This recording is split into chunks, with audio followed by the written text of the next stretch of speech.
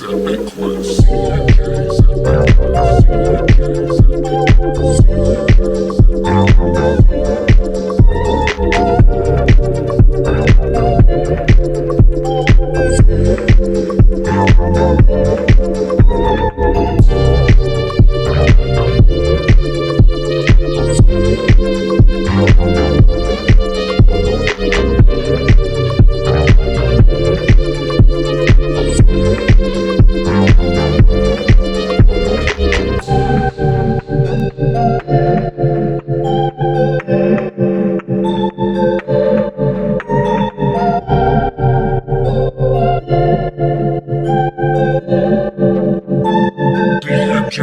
Epic Quest. CMJ's Epic Quest. CMJ's Epic Quest. CMJ's Epic Quest. CMJ's Epic Quest.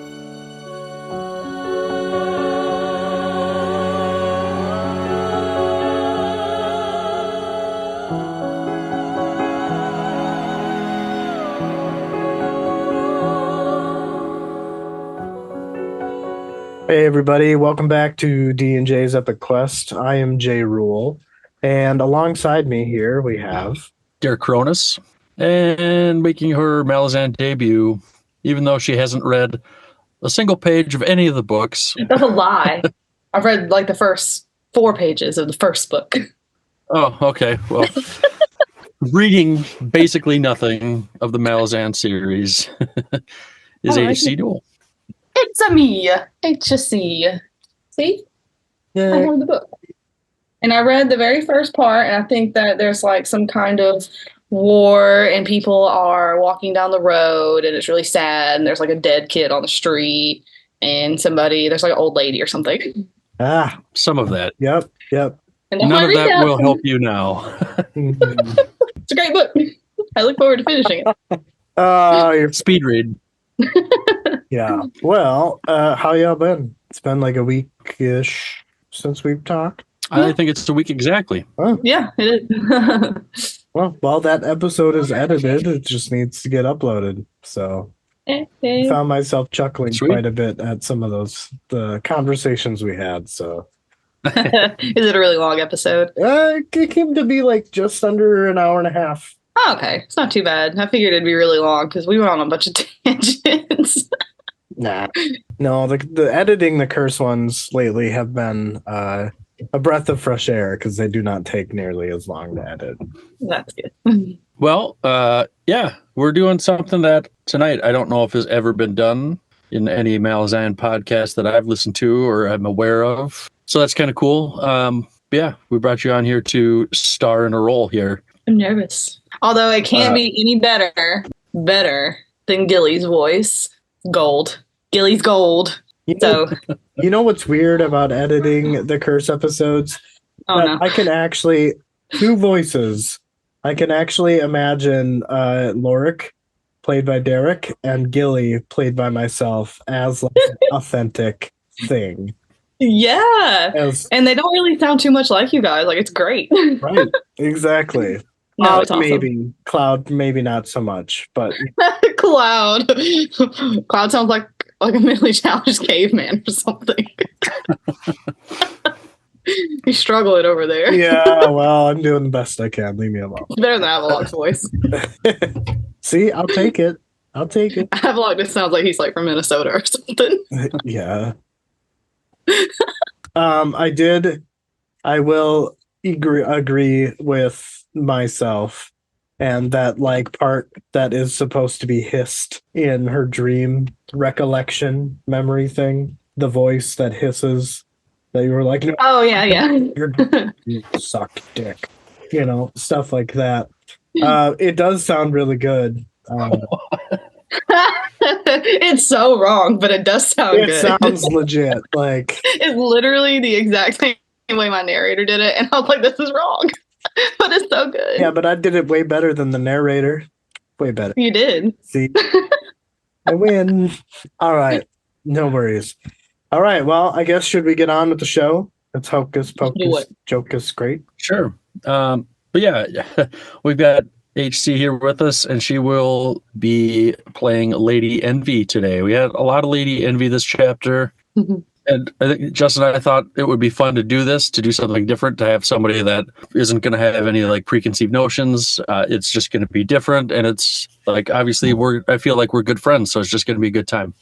So who's doing Tool and who's being Talk the Younger? In my head, when I was writing things, Justin, I heard you as Tool. And how exactly did you want me to sound? That's how I heard it. I don't know who these people are. Just dead. Did you read through everything, HC, or did you just kind of skip it? I didn't read through everything because it's a lot. I read through a lot of my dialogue so I could kind of like practice it a little bit. And I sent you, those clips and stuff, but I'm just kind of winging it. I didn't even get the privilege of the clips. I'm going in here blindfolded. You haven't heard the clips? No. I tried to send them to him, but it wouldn't let me forward them. Oh, I could have sent them to you. It's fine. Justin, here in a minute. I kind of envisioned Tool almost like Treebeard a little bit from Lord of the Rings. Just like this deep. I don't have a deep voice. You do have a deep voice. It's kind of like Gilly, but like not as spry. I think you can do it. And Talk, I don't know. I haven't decided what I'm going to do there. I kind of, like in my head, when I read Talk, I think of the one Spartan from 300, the guy with one eye. I don't remember who plays him. Voice. And I can't replicate that, but that's like what I hear. So I don't know. Those are just the things I hear. We'll have fun with it. It'll be good. Oh man, now I'm just listening. I'm reading it in his voice. I love his voice. I don't remember the name of the actor who plays that, but I don't know either. But I looked him up before because I was like, I love his voice. I need to know who it is. I don't remember who it was. I didn't really care. Yeah, it's like his voice. So I don't know. Maybe for Talk, I won't do anything too wild, but we'll see. And then Justin, the Seer Domin, I also thought you would be good for. All right, I can sound like a whiny bitch. You're pretty good at that. Just gotta be your normal stuff. Hey, I've had a lot of practice with another author's work. Oh dang. Dang, I can't think of anything quick enough for that one. That was good, Justin. That was good. Man. Excuse me. All right. Well, I am going to switch to our document here. I will not see you guys on the camera anymore. Closed for business. Okay, anyway. All right. I'm out. Bye. All right, so y'all, before we get started in today's episode, we would like to, as always, take a moment to thank and recognize Silverstone's Books. Please do check out their website, silverstonesbooks.com. If you do have the ability to stop by, they do now have a storefront, if that was something you were not sure of or unaware of. They have a large selection of fantasy, sci-fi, and horror books with the option of many signed copies at very reasonable prices. The store carries a number of indie authors, so help us help them in supporting self-published authors. They've been gracious enough to give us a promo code for 10% off your next order. That code is DJ Quest, all in capital letters. Check out their site and pick up a book and save some cash while supporting authors. Absolutely. I believe they are in Plattsville or Platesville. I don't know how the hell you say the name of that town, but it's in Nebraska. It's just outside of Omaha. So I don't know. It must be like a suburb or something. When are we going to go visit? I don't know. We got to do that sometime soon here, though. That'd be fun. It's just as simple as let me know what works for you, and I'll take off, and we'll just go. But I think that cool as hell. I wish I could just travel like that. Yeah, I think it would be. It's like a 4-hour trip, a little longer for you. That's not bad. I think it would be hard because we alternate with the children. So when I have my kids, so right, yours are older, a little more independent. So any sweat. Well, we'll run through. Sorry, I didn't mean to interrupt you, Justin. Go ahead. I was just saying we should go. Move on. We should go. We'll figure out a time soon.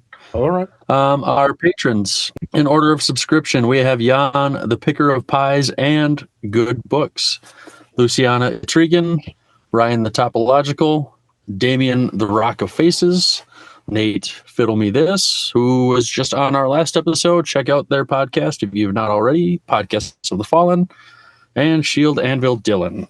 And to start Chapter 9 of Memories of Ice, we have a big fucking epigraph that neither one of us wanted to type. So I will read it. On the subcontinent of Stratum, beyond Coral Rees south range, can be found a vast peninsula where even the gods do not tread. Reaching to each coast, encompassing an area of thousands of square leagues, stretches a vast plaza. Aye, dear readers, there is no word for it.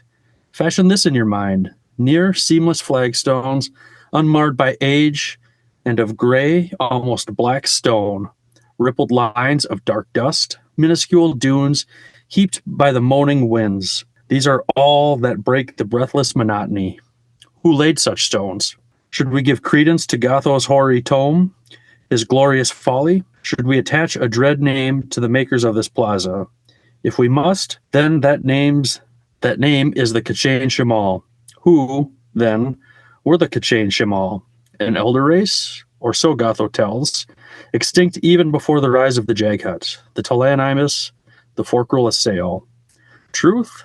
Ah, if so, then these stones were laid down 500,000, perhaps more, years ago. In the opinion of this chronicler, what utter nonsense. My endless travels, Esli Manat, the Dubois. Do you think that is a nod to the other author in this world? I kept thinking the same thing every time I would reread that epigraph. Who's that? Oh, gotta be. definitely. It has to be. How do you know? I just want to be part of the conversation. So there is another set of books written by Ian C. Esselmont is his name. I think it's Ian, right?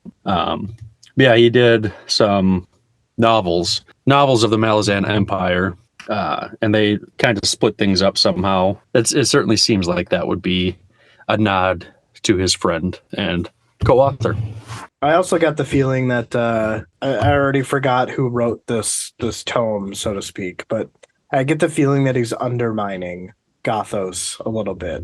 Gothos is not as credible as maybe everybody seems to think he is. Maybe why it's titled Gotho's Folly, but I don't know.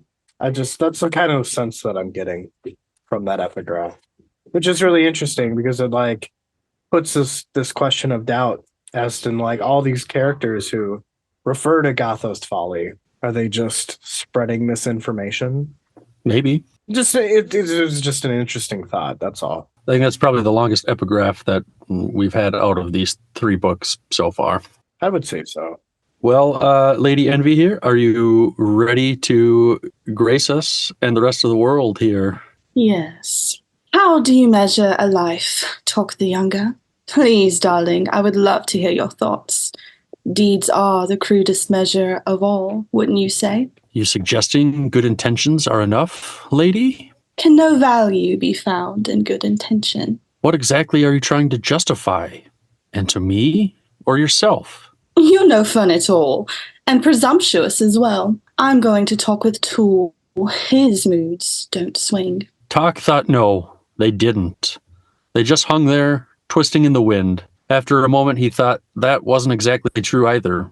He had seen how Tool's emotions could swing during the last week with his sister leaving. Again, thinking to himself, he thought that no one was immune to a tortured heart. Talk looked out at the mountains that lay to the northeast, marking the border of the Pannion Domin. Lady Envy had promised him there was a city at the foot of these mountains, ominously named Bastion, where strangers were not welcome. He wondered why the hell they were going there. One Arm's host had effectively declared war on the Domin, and with what Tool knew of the details, it made Talk wonder, but never doubt. Every description he heard of the Empire added to the likeliness that Dujek took offense as the man despised tyranny. Talk thought that was ironic, as the Emperor was a tyrant also.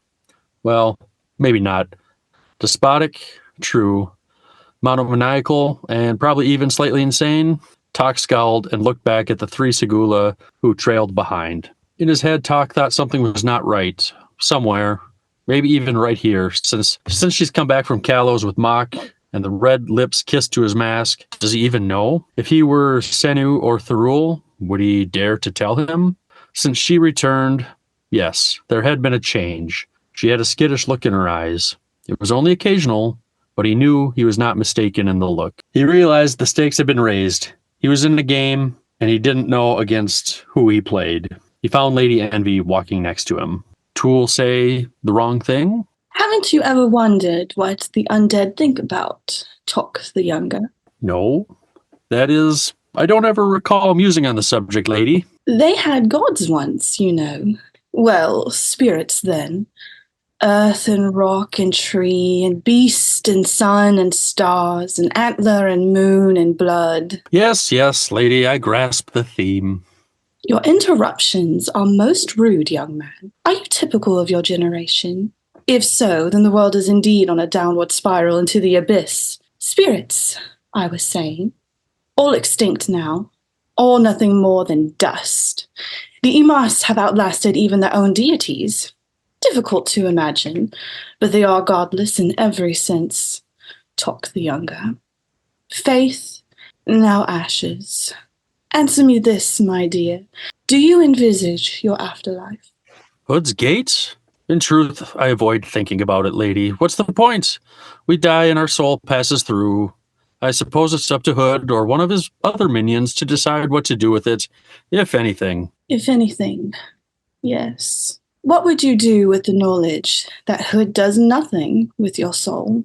That it's left to wander, eternally lost, purposeless, that it exists without hope, without dreams? Do you speak the truth, lady?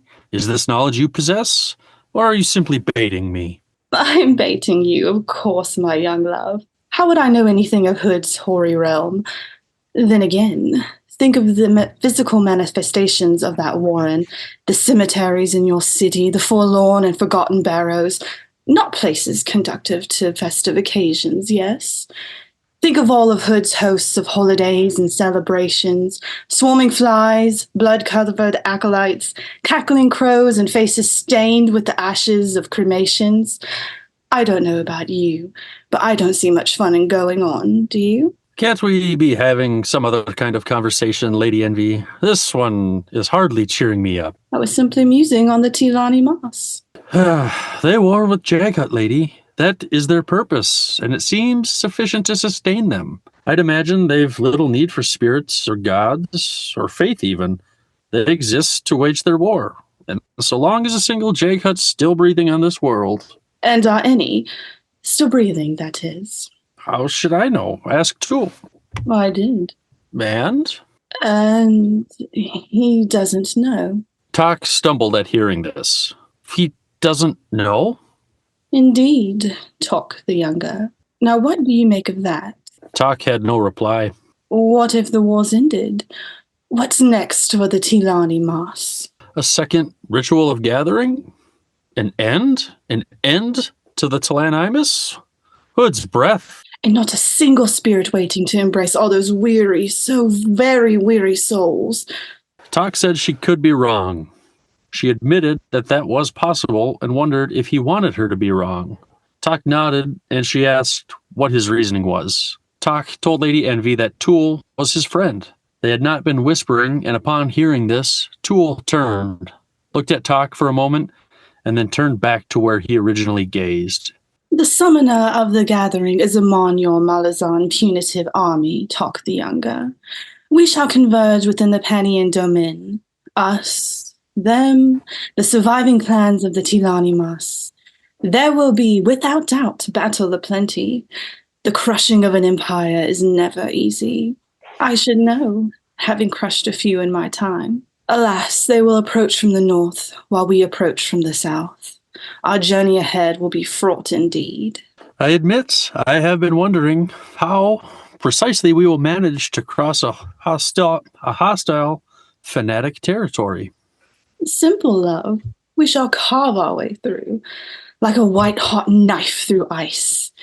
We thrust to the heart of a frozen, timeless soul. Or so we suspect, do we not, O Nars Toulon? The Talanimus stopped, and Tak heard 3 swords removed from their scabbards. Lady Envy said something was coming. Tak said he didn't see anything, but took their word on it as he strung his bow. Within moments, 100 paces away, a Kachain Shema appeared. Baljag and Gareth slunk back. The memory of this creature was fresh in Tak's mind as he had seen it in Trake's death. Tool said it was a Kell hunter and lifeless. He had not yet drawn his stone sword as he turned and looked at the 3 Segula. He nodded to them. Senu was to the right of Mok, while Thurul was to the left, and they headed towards the monster. Lady Envy said this was a gamble, while Tool said it was time to gauge their... Here at the border to the Domin, we must know our knife's efficacy. Talk notched an arrow to his bow. Something tells me I may as well throw twigs at it. Wrong. There is no need to test the stone's power in your arrows. Power, huh? Fine. But that's not the problem. I've only got one eye, Tool. I can't judge distances worth a damn, and that thing's fast. Leave this one to the Segula. This did not help Talk's heart as it was beating out of his chest. As fast as the Kachain Shamal was, the three Segula were faster. Senu and Thurul took out its arms while Mock's sword stabbed up, cut, and twisted its head off, while he moved out of the way to avoid its falling body. Well, that wasn't too hard. Those beasts look tougher than they are, obviously. Good thing, too. We'll just stroll into the Domin now, right? Gawking at Bastion's wonders, then beyond. You're babbling. Very unattractive, Talk the Younger. Please stop, now. Let us go and examine the Kachain Shamal. I, for one, am very curious. Talk watched her walk ahead to the corpse, and he told Tool he could relax now. Tool looked to him. The third's dismantling Talk the Younger. I could not have done that. I have never seen such skill. Talk paused to look at Tool before speaking. Tool, that was a glorified dissection. Are you not his match in speed? Perhaps. And could he have done that without his brothers slicing those arms off? What if the beast had attacked with its feet instead of its jaws? Tool, that Kachain Shamal was trying for all three of them at once. Stupid. Arrogant. Arrogance. A vice of being undead. Talk the Younger. Then yours has just been shaken, Tool? An unfamiliar sensation. I must challenge him. Hold on, friend. You don't. I must challenge him now. Why? The first sword of the Talanimas must be without equal. Aral Fayal. Gods, not you two. Tool set off towards the Segula, with Talk calling after him to wait. You share my shaken faith, mortal, despite your earlier words. Damn it, Tool. Now is not the time for this. Think. We need all of you, each in one piece, intact. Enough words, Aral Fayal. The Segula surrounded the beast while Lady Envy examined what was left. Despite his nervousness, Talk matched his steps with Tool. Senu noticed them first. He sheathed his sword and stepped back. A moment later, Thurul did the same. Lastly, Mock faced the Talanimus. By the abyss, not now. She waved a hand and Mock fell. Tool stopped dead in his tracks. Awaken him, lady. I shall not. Sinu, you and Thurul, rig up a travois for your sleeping brother. You two can pull it. Lady. I am not talking to you, Tilani Mas. To make her point, she crossed her arms and turned her back on Tool. There was a long moment of silence between them before Tool finally spoke. He cannot remain asleep forever, Lady Envy. You do not but prolong the inevitable. Lady Envy made no reply to Tool. What a lovely woman. Lady Envy heard this comment, and with a smile, she turned to him. Why, thank you. That's not... Excuse me. Nothing.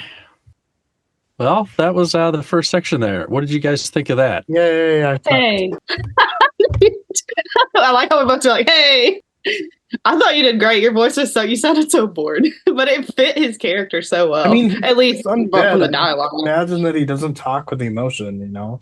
Like he's just... Yeah. No, you did really well, Justin. I dug it a lot. It was good. It was HC, good. so Tool is a Talanimus. We don't know how old, hundreds of thousands of years old. And yeah, they've outlived their gods. So Dang, there's okay. that. Nice. Yeah, we'll see. Maybe So- by the end of this, you'll be curious enough to pick up that first book and read it at some point and see where things go. I might just listen to the podcast instead. You could do that. That would be cool. I hear somebody has one. Not y'all. Somebody else is a lot better. Can't think of it. Well, Perhaps.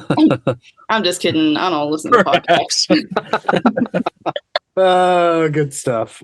All right. Well, Derek, what do you got for us? I didn't have a ton of thoughts on this because it was pretty straightforward. It was a lot of dialogue, but I really liked the interactions. Not only were they a lot of fun to write, but it was a lot of fun to, kind of act them out here. But, one thing I thought, where Talk thinks that no one was immune to a tortured heart. I was just thinking that, it doesn't always have to be driven by love for it to be a tortured heart. Tool wants to make amends with his sister, or it feels that way. And, that's kind of what pains him, or whatever level of pain an undead creature can feel anyways. But it obviously seems to bring him some sort of stress at the minimum. Right. Yeah. I don't know. It's like a new layer to the Talani Mas, because you don't really think that they would have any emotions, and just interactions with them throughout the first 3 books are just very stoic, and like you imagine them being monotone in their, just devoid of any type of emotion when they speak. I've thought of the perfect analogy for the Talant Imus for somebody who hasn't read the books. HC, the Talant Imus are basically the skeletal form of, what the fuck is his name? The Clear Eyes commercial guy, Ben Stein. Oh, yeah. For dry and, and they're good swords and shit. I love it. Yeah. I'll take Ben Stein. That makes sense.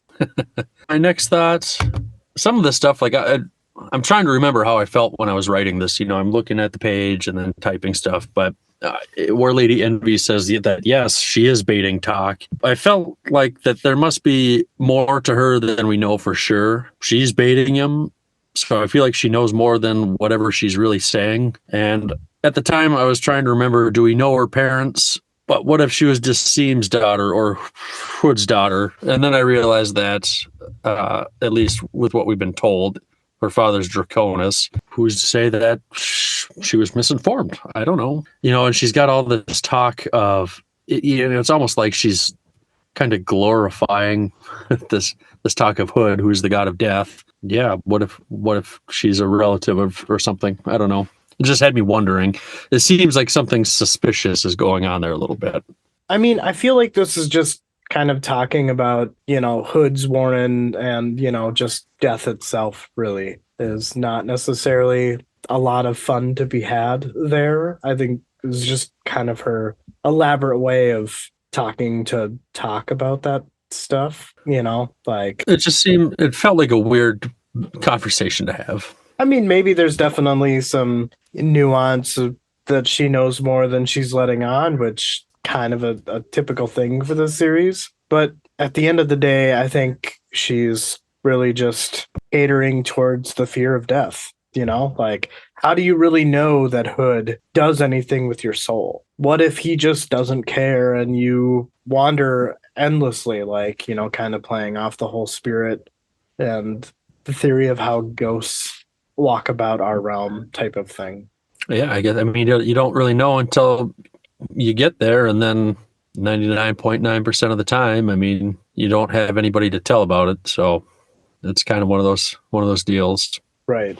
Yeah, I would agree. My next thought, where Talk being kind of surprised that Tool doesn't know if there's any Jaghuts still alive, and it just made me like think about that. Like, how do you continue to wage a war on something that you don't even know if there's any of them left? So obviously, Tool can't speak for all the Talanimus, just because he doesn't know that if there's any Jaghut left or not. Some other Talanimus might, maybe that doesn't mean they share information. And obviously, like, as readers, we know that there's still a couple of them out there at least. But when do you just like stop? When you're like, this is enough. And then I think about it with like Tool, like, what's he going to do if he just stopped? He doesn't know anything else. This has been his entire life for thousands of years. Well, right. A little late in the game to change now. Well, I mean, can the ritual even be undone? I mean, would he be allowed to? I guess I don't know if the Amass are souls, but I can only imagine that they still have their soul. Their bodies have decayed over this long period of time. I'm gonna make a prediction here for the long haul of this series, Justin. I think there's some foreshadowing in this chapter that we saw. I'm pretty sure it was in this chapter, not in one of the previous ones, but somewhere along the lines, it says like Talk says, he disappears. He says, I just turned to dust, like I should be. Right. It's in this. I think, okay, I thought so. I think by the end of the series, that's what'll happen, is all the Talanimus will just disintegrate, basically, and that'll be their peace, I guess. They'll get to rest. They'll just, maybe they don't have any gods to go to or whatever, but they won't be warring. Yeah, I don't know. I'm kind of having a hard time figuring out the words for it, but I think that might be the case for them. I feel like for this type of story, I don't think that that's going to happen for the Yamas. I think that if a nuclear bomb was to go off, like let's say for whatever reason, as of right now in this story, it ended with the crippled god just being like, whatever, fuck all y'all, life's gone, right? Killing himself, killing the gods, killing everybody. I think that the Talan would still walk the earth, unable to move forward or go back. I think that that is their purgatory, or that would be their purgatory. I don't know. I think they'll get kind of that bittersweet ending with things. You know, I don't know that it'll be like some spell that's like, you know, unleashed to like release them from their existence. But I don't know. I think there's a chance. Well, if you remember, I got a 50% chance, Justin. right. I'm either going to be right or I'm going to be wrong. Well, you remember in the last chapter with Quick Ben and Telemandus, where he was just like, even the smallest of beings can take out the greatest of sorceries. So I did not remember that. remember when Quick Ben was relieving Telemandus of his spiritual chain, so to speak, his binding? Nope, because I don't remember who Telemandus is. Telemandus is the Barghast like stick snare. Oh yeah, the dead guy. Yes. Spirit, gotcha. Yeah, that Quick Ben was trailing at the end of the last chapter. Yes, okay. I remember that now. All right. Well, I mean, that's an interesting theory. I don't know. I'm just playing devil's advocate. I think it's cool. I would totally dig it. That would be fun to see that happen.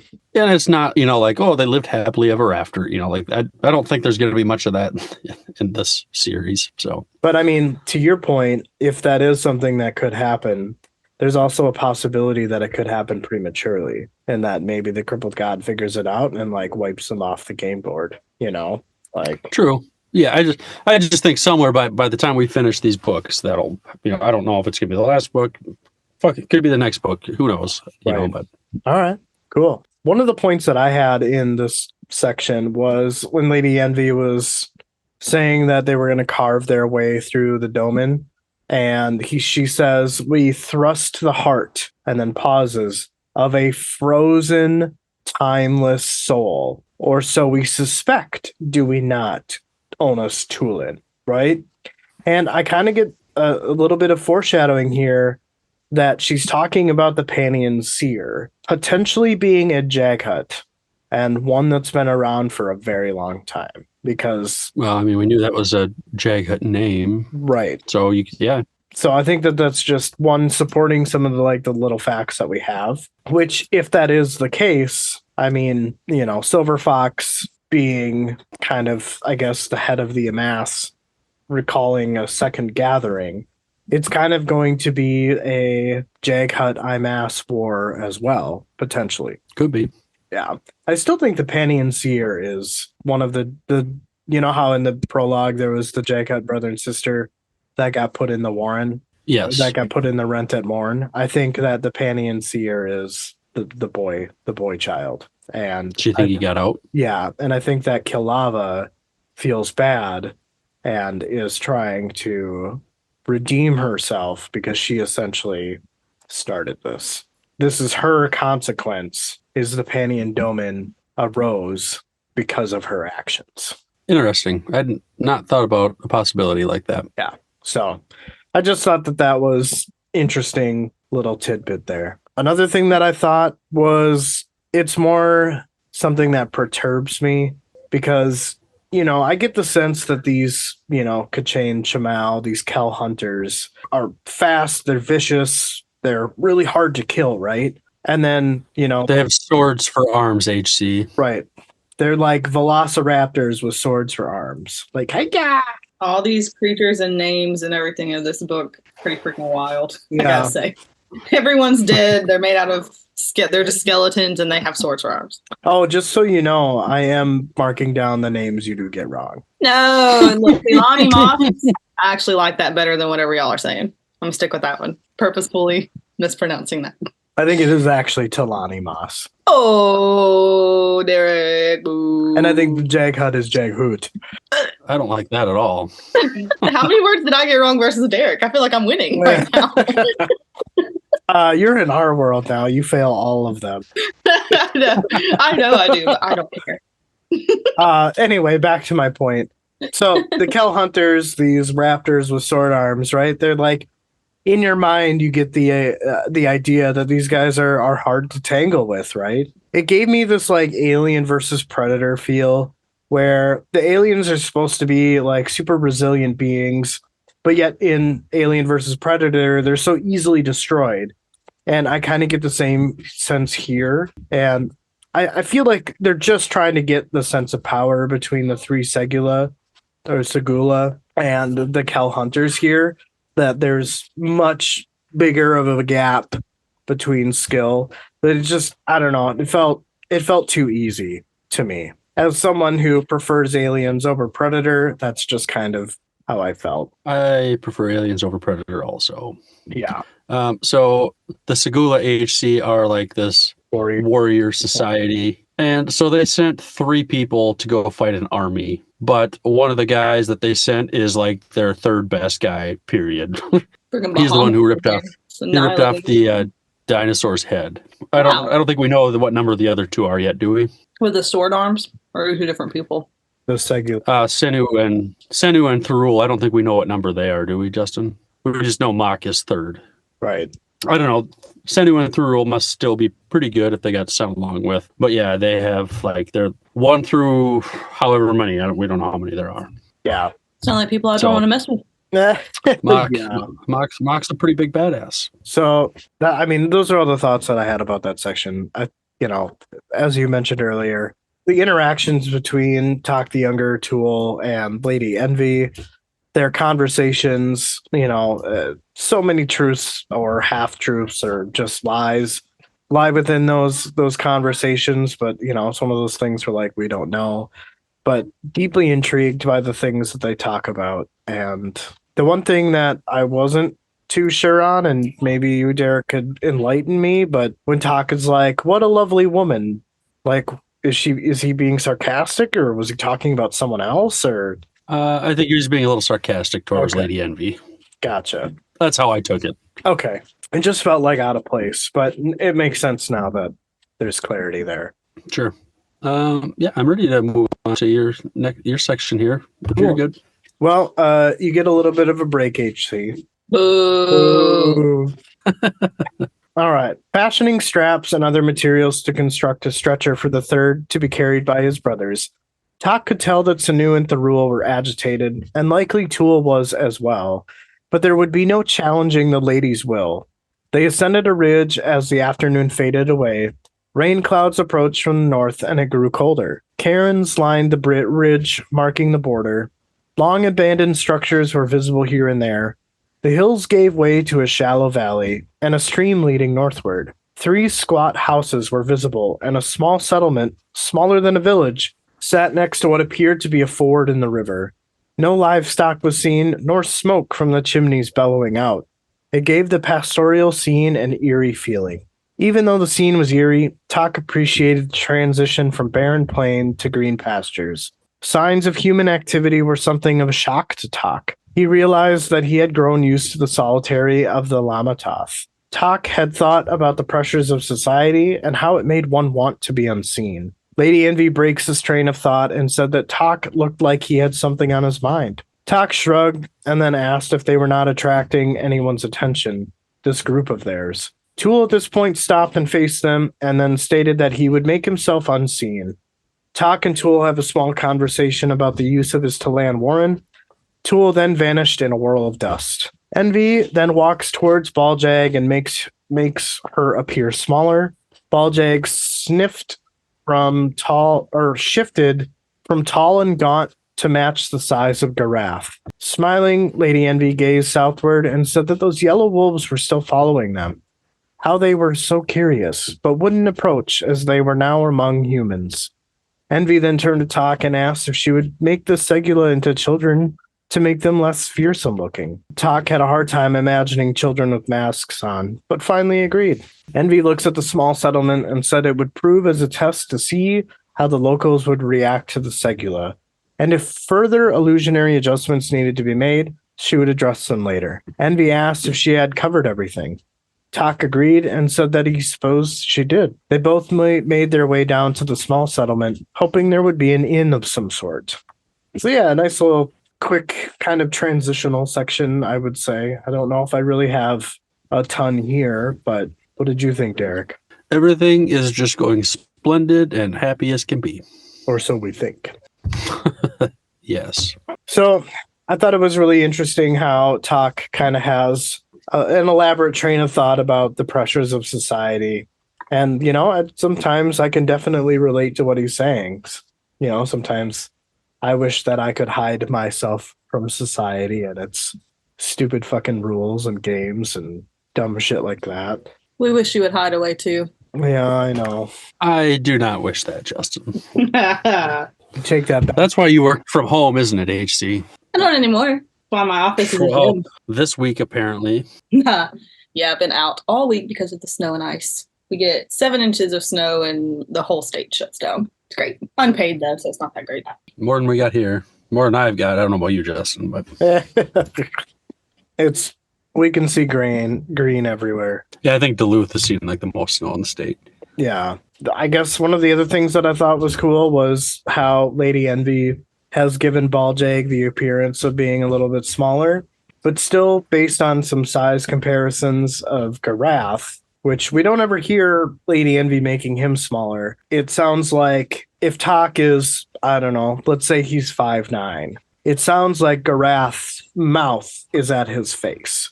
So Baljag, being slightly bigger, has now been turned or made down into Garath's size. Those are still some two big fucking dogs. What was the point? What was the point of making her smaller when they're still fucking intimidating as hell? They're just a little less obscene now. That's it. Right. They're less scary. Got it.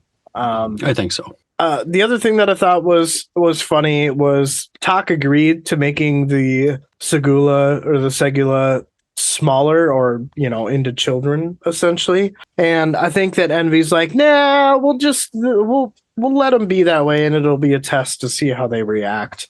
And if we need to make further illusionary adjustments, then we can do that. Outside of kind of getting a little bit of some hindsight as to like Envy's abilities a little bit, I didn't really have a lot here.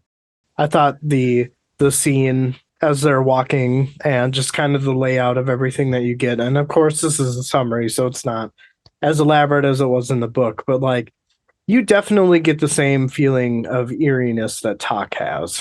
Yeah. And the one thing with the Segula, like for me, I still don't like imagine them as like full grown people. I still imagine them as like fucking shy guys from Mario. That's just what I still see. I can't help it. That's funny.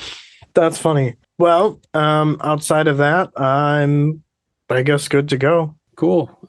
AC, do you have anything to add here through these first two sections? Anything you're curious about? Any thoughts you may have thus far in just diving into the third book of Malazan? I feel like I'm reading Greek, so I got a lot of questions. But I mean, Gotcha. so far, is Lady Envy, is she human? What is she? That we know of, she's human. Okay. But she's very old. So I'm an old lady, so I need an old lady voice. No, she's like a young old. I don't think she She's like I don't think she like Galadriel. looks like an old woman. But I mean, she is old though. I mean, she been around the block a time or two. She knows a thing about a thing or two. Is she older than this guy, Tool? No, I don't think so. Don't think so. Okay. Or maybe older than- they might be like around the same age. That's a good that's a good question. I don't know. I guess I didn't think that she was. Hundreds of thousands of years. Really old. Yeah. Yep. All right, sir. She's sinking her claws into you. All right, here we go. Section 3. The first raindrops had hit the ground as they had arrived in the dumpy little town. What used to be an inn, complete with a stable, was now abandoned and nearly dismantled. Most all the other buildings that still stood showed no activity, all except for one. One, the other side of the stream, was a high-walled stone building with wooden doors beneath an arch and a pyramid-shaped peak covered in copper. Talk ventured to guess it was a temple. Lady Envy agreed and said, "Those that dwell within are aware of them." How aware? We are strangers from Amatath. A priest within has the power to quest, but he's easily led. You forget I have had generations to perfect my innocuous persona. I already have the priest in hand, my dear, all unsuspecting, of course. Indeed, I believe if we ask, they will grant us accommodation. Follow me. Talk thought to himself that innocuous was not the word he would use. She had it all wrong. He hurried after her. Accommodation? Have you lost your mind, lady? Hush, young man. I am feeling amicable at the moment. You wouldn't want to see me cross, would you? No, absolutely not. Still, Lady Envy, there is a risk. Nonsense. You must learn to have faith in me, talked the younger. She pulled him close. Walk with me, dearest. There, isn't that nice? The brushing contact of our hips, the sudden familiarity that sends our hearts racing, the dampness of the rain matching. Yes, yes, lady, please no more, else my walking may prove most awkward. I believe I have finally succeeded in charming you, my love. Now I wonder, upon what paths shall I lead you? So many choices, how exciting. Tell me, do you think me cruel? Talked the younger. Talk's eyes stayed on the temple. They stepped into the stream. The water was cool and was only ankle deep. Finally, Talk gave an answer. Yes. I can be. In fact, I usually am. I suspected you always knew. I sympathize with your desire to resist, you know. What lies ahead, do you think? I don't know. Well, we're here. Do we knock? I hear the patter of feet. The door opened. In front of them stood a man of an uncertain age, starving and buck-ass naked. Staring at Lady Envy, he welcomed them and asked them to enter. The Pannion Domin extended its hospitality to her and her companions. It was hot and humid, and the air smelled of decay. Upon entering, Talk understood why. There were 20 bodies on the wall with large hooks coming out from their chests, feet hanging roughly an arm's length above the ground. The wall behind them was stained yellow and red. The priest noticed where their attention was drawn to, and smiled. He said the villagers had been delivered. Once they finished building the temple, they were given their reward. They are here as a reminder to their Lord's mercy. Talk said that was a pretty fucked up take on mercy. The priest told him it was one he would soon come to understand. Also, a meal was being prepared. The master of the temple was called Sir Domin Cunt. I spelt that wrong, sorry. And he waits in the guest hall. Lady Envy said it was most kind and that this was an impressive temple. Talk took his eyes off the murdered villagers and looked at the temple, taking in its construction. They made their way to the guest hall, where opposite the entrance was a large man in all black armor with a big double-bladed axe. His head was shaved and he had scars on his face. Talk thought to himself that he recognized those types of scars. A certain type of helmet would leave those marks if hit by a mace. Frowning, Lady Envy said that he told her the high priest would be waiting. The man said he was. Before them was Sir Domin Cult. Sorry, I spelled that wrong again. Sir Domins are warriors without equal, and to complete the introductions, he asked the group for their names. Lady Envy gave her name as Isla Dracon, named Talk and the Segula, and wondered if they wanted the names to the pets also. The man said that was not necessary and took his leave. The Sir Domin told them to be seated, as it was not often they had guests. Actually, they were the first. They were an insular land with few visits and not usually more than once. Some are smart and take up the faith and are welcomed as brothers and sisters, for the rewards are great if the faith is embraced. He hoped very much that such gifts would be received on their group. The Sir Domin noticed Mock and addressed Lady Envy. One of your servants is ill. Shall I send for a healer, lady? Not necessary. Mock will recover in time. I am curious, Sir Domin. Why build a temple in such a paltry settlement, particularly if you execute all the inhabitants? The inhabitants were rewarded, not executed. We only execute criminals. And the victims were satisfied with that distinction? Perhaps you might inquire that of them yourselves. Before too long, lady. Perhaps. To answer your question, This temple is one of 70 such recent constructions, each commanding a traditional border crossing to and from the Domin. The Pannion Seer's borders are one of spirit as well as geography. It falls to his most be faithful to accept responsibility of regulation and protection. We are your guests, then, so that you may gauge our measure and judge us worthy of entering your empire, or unworthy. Colt shrugged and offered them some wine.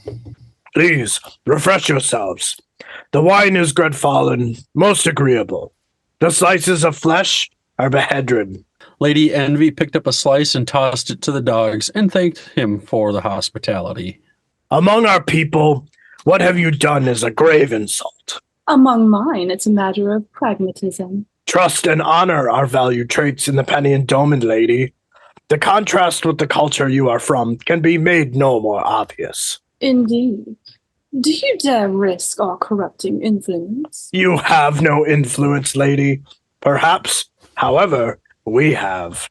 Talk poured a drink and wondered what in the hell Lady Envy was doing. They walked smiling into a hornet's nest here, and she was plucking his wings off. Is it wise to mask your servants, lady? The practice seems to run contrary to the needs of your unfortunate paranoia. Ah, but they are more than simple servants, Seer Domin. They are emissaries.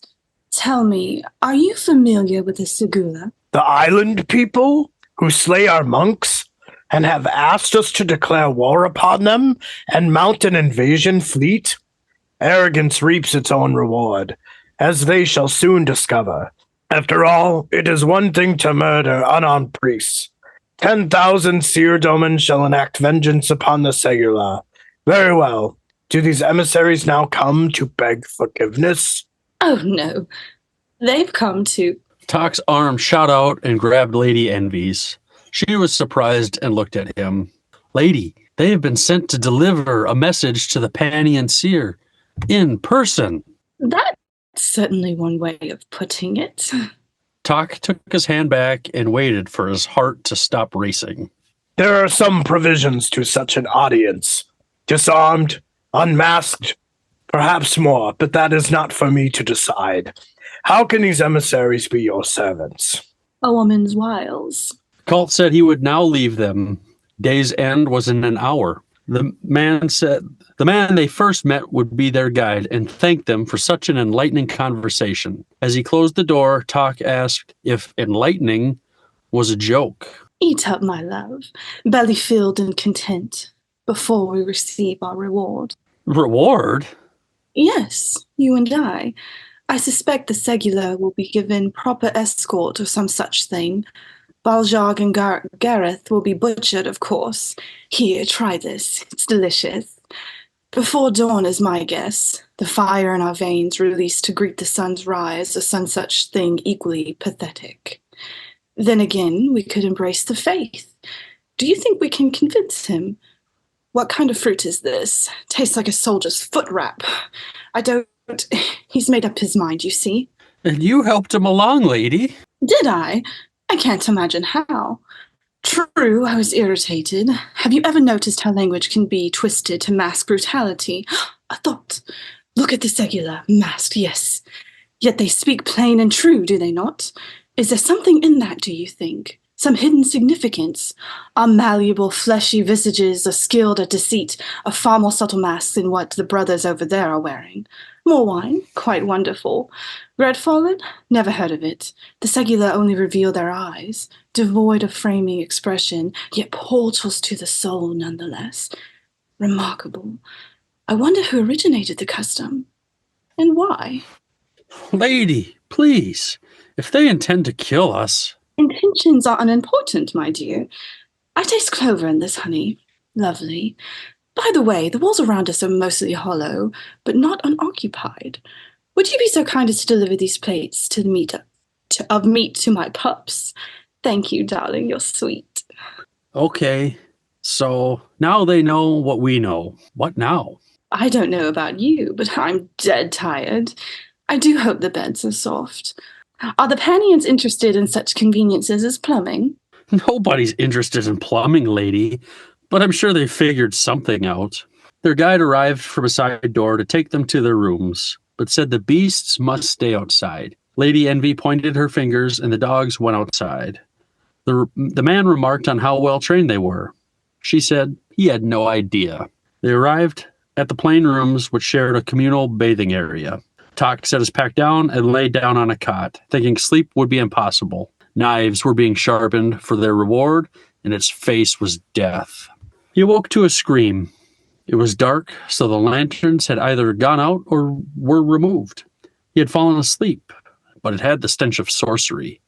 The screams came again, but ended in a gurgle. He could hear claws on the ground outside his room.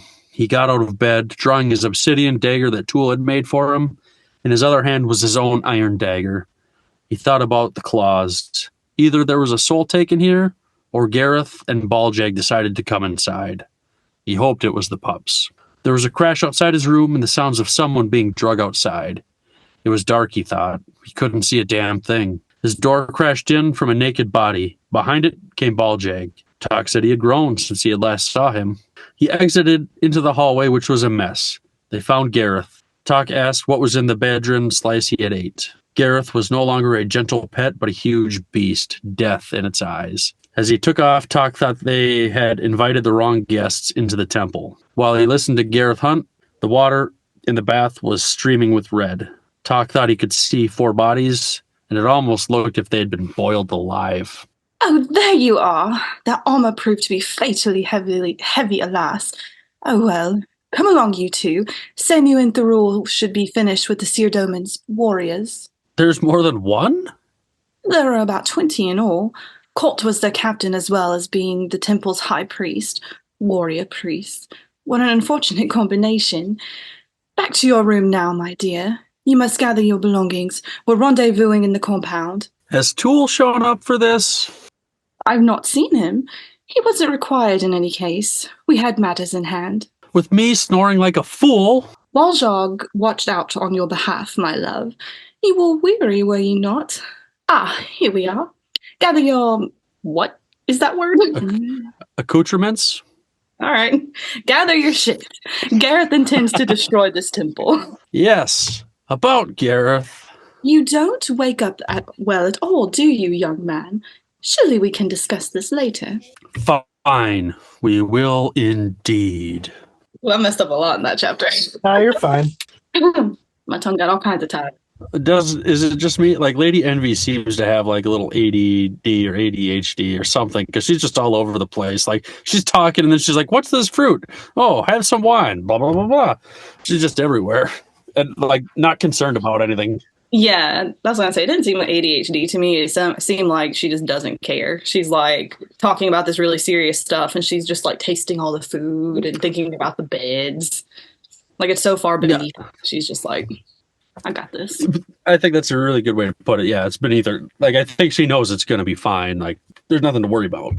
Yeah, I mean, she seems. I guess in my mind, I'm going 2 different ways.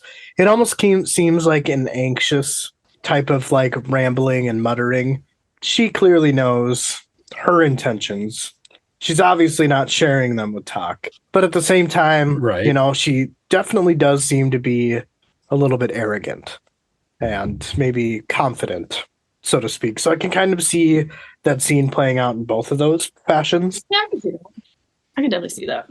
I feel like she's like maybe aloof seems like a good word. Like, I don't know that it's quite aloof, though. Confidence. It's just, I don't know. It's just, she's just unconcerned. Things are going to be what they're going to be. They're not going to get hurt. Everything bad is going to happen to everybody else. Well, she's been alive for 100,000 years, so I'm sure she stopped caring a long time ago. And I mean, or however long, yeah. And you go back to her comment about like, you know, taking down an empire is tricky, but trust me, I've done it before, you know? So I think that's kind of where she's coming from with this confidence. I would probably lean more towards that than I would the anxious part, but that's just kind of me. She knows what she's doing. Yeah. She's got a plan. We already know that her intention is to carve through the Pannion Domin as she's answering Tok in one of the previous sections. So really just interesting. And, you know, even their conversation with Seer Domin cult is just fucking epic, you know? Reward. Like, she clearly knows what reward means. They're gonna fucking kill them. Like, that's their perspective. That's their cult, right? Is that when you die, you're not being executed. You're receiving a reward. Like, how fucked up is that? It's so fucked up. Yeah, it is. And just wait, HC, there's more. Oh, great. Well, does the afterlife actually exist? Do we know if it exists in this world, or is it just like Earth? Like, we just don't know? From what I think we know it exists to some extent, right? From the first book, Justin, with Paran. Yeah, but that's more at the Kind of. the like Hood's Gate. If you imagine like the Warrens, and Warren is just, you know, the way that rabbits and hares dig their tunnels, they're called Warrens. So if you imagine that concept, if you think of Warrens as like realms, there's different realms. That's kind of how I'm taking it, especially with the introduction of the crippled god realms and you've got realms that are like connected, and then you've got realms that are not connected. But I think that, I mean, just with Paran being at Hood's Gate, even being there, I think that says to us that there's some sort of afterlife. There's something there. Then would that really be a punishment then? Like, it sounds like it might actually be a reward if they're actually going to an afterlife. That's where you're going to wind up anyway. Like, I could see why they would see that as a reward, because it's really not that bad to die if you know you're going to live forever afterwards. Like, if I knew there was an afterlife on Earth, I really wouldn't really be that afraid to die, you know? Well, I mean, we don't know how glorious, I guess, it is in this afterlife, but Yeah, it sure seems that something exists. Well, Lady Envy, again, in the previous section, as she's talking about Hood's realm, right? She's kind of giving it this, like, nonchalant, he doesn't really kind of do what he's supposed to be doing. So, like, what's to say that you actually get to, you know, enjoy your time not alive? You know, Yeah. She's kind of insinuating that, like, what's there to celebrate? Yeah, that's true. Imagine, you know, Hood having celebrations and holidays. Like, nah. Right. Seemed Yeah, good much point, fun. Justin. Good point. Very true. Could be way worse. Again, in this section, I only had a couple points here, but first one, apparently, Lady Envy's given Talk a boner here. He's having a hard time walking. A woman's wild. I didn't catch it at first exactly. until you read it. And I'm like, I saw the boner alert comment. I'm like, oh, that's what that meant. Wow. For once, I missed something sexual. That's funny. Believe it or not, there is humor in these books from time to time. I don't know. It's just Lady Envy. I don't know. She's giving me the vibes of a stage 5 clinger. Like, I think she's the future crazy ex-girlfriend here. This is not stage 5 clinger at all. This is like super rapey, right? I sympathize with your desire to resist. This is like BDSM type shit. She's hardcore. It's not the vibes I got, but, you know, I didn't read the book, so. Right. You didn't even read the chapter. You're just reading what we summarized. Yeah, that's not the vibes I got. What was the vibes you got? I just got the vibes that she knows he's really attracted to her, and she's like, well, she says I sympathize, though. She didn't say, oh yeah, that reads differently. I didn't read it as sympathize. I read it more as like respect is how I read it. So like, I respect your desire to resist wanting me, and it resists, like, you know, you're not crossing the boundary. But she said sympathize, which I guess is the same thing. I mean, I don't know. Sympathy and empathy are drastically different. And I said respect, not sympathize, not empathize. But same thing. Whatever.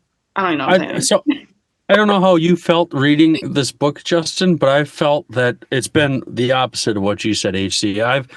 When I've been reading this, I've got the perception that it's Lady Envy that wants to talk. Oh Lord, I got to change my whole persona now. Well, maybe I'm wrong, but that's just the way I've read it. Like I said, I don't know how you felt, Justin, but that's how I've interpreted I things. think they're definitely flirting with each other. I think that Talk is being more careful about it, whereas Envy, like, he's just not good at it. No, I think she's fine. I would definitely be seduced and have a hard time walking here, but I'm just like, she's more outward about it. She's a cougar. She's been around for 1,000,000 years, right?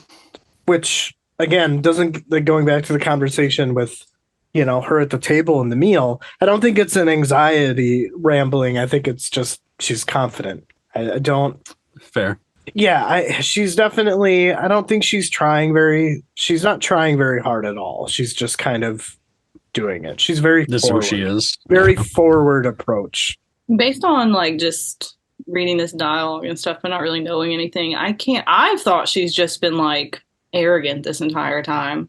Again, I don't know anything. That's just how I have been reading it. I felt like she's being arrogant when she calls him my love and stuff like that because she's like beyond humanity. She's been alive forever. So she knows like I'm assuming he's a normal human. Mm-hmm. So he's going to have these desires. He's going to be attracted to her. So she's just kind of playing along because she kind of needs him. So that's kind of how I read it. I obviously don't know anything. That was just my interpretation by their dialogue.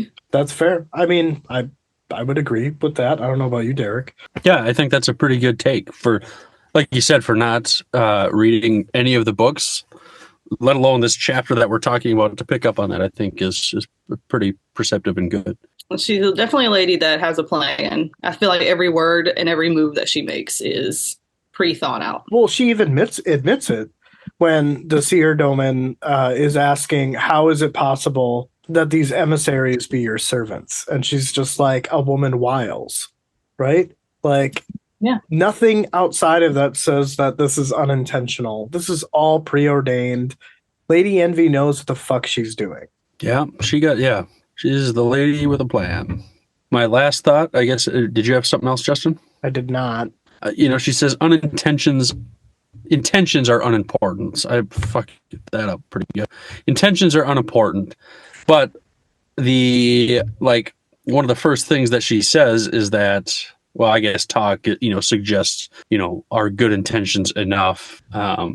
She says, can no value be found in good intentions? And to me, that just seems like she just contradicted herself later on. But maybe that was the point too. I don't know. Nice catch. I wonder if the author even caught that. Like, that's so. Unless you're doing a summary, I don't even know if you would have caught that. I don't know. It stuck out to me, and then she's like, I taste clover in this honey. Like, going to fucking left field after that. I wonder. Because it's what you said, like the intention thing. Like she talks about it, and she's like, before he can even say, "Well, I thought you said intentions don't matter," she instantly just changes the subject to just like completely lead him astray. So maybe all this little stuff that she's doing is just a distraction, so they won't question her. That's a fair point, I think. How do you feel, Justin? I would say that makes sense. I feel like the beginning where they're talking, because they're talking about deeds, right? Like deeds are the crudest measure of all, wouldn't you say? And then Talk is like, you suggesting good intentions are enough? And then she was like, can no value be found in good intentions? And then Talk is just like, what are you trying to justify? To me or to yourself? So I don't know. I guess it's a very good possibility, but I think that she's just being coy, She's just trying to get information out of Talk that she can get out of. Maybe this is her actual stance and now Talk has her answer. They could easily go both ways, but I guess I don't really have any like definitive opinions on it. I think it's pretty clear what Lady Envy's intentions are, and that is to a woman wiles, right? I don't trust anything she says. Up to her own shit, so I don't know. It's her world. We're just living in it. Yep. Right. She's got us all wrapped around her little finger. So maybe leads into. I didn't have anything else, Justin. Sorry. Well, I mean, now that we're talking about this, do you think that Lady Envy is narcissistic? Probably a little bit. I would say so.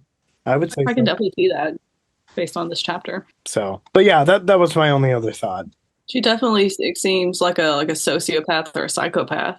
Just like very manipulative. She knows exactly what to say, exactly what moves to make, exactly what to do. Doesn't really care about anything but her goals is kind of the vibe I get from her. Right. Well, what was your theory, Derek, about Lady Envy? Oh, God. I don't know. Didn't you say that? When did we talk? Write it down. Didn't you say that, like... Was this from earlier tonight? No, this is like a couple of episodes ago. You thought she was the Pannion Domin or the Pannion Seer? Oh, God, did I? That sounds dumb now hearing it. I couldn't... I honestly don't remember. I have no clue. Somebody remind us. What was I thinking? It must have been a dumb thought. I don't know. Maybe because you said you were talking. I think it was chapter 7, and it was that part with Cruel and Lady Envy where he's basically telling her what he needs from her. You're like, I wonder if something south or I guess I forget, but Maybe I'll have to re-listen to that.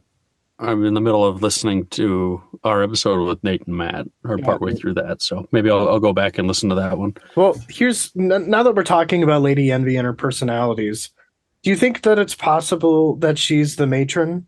Do you think it's possible that she's the one who was freed from the rent? No, No, I don't think so. I don't know. I guess it just when I think of matron, I think that Lady Envy, like, and her personality would match someone that. Yeah, I guess I don't know. I guess it's just this like weird gut feeling. Hmm. I'm probably wrong, like I am on 98% of the shit we talk about on this show, but yeah.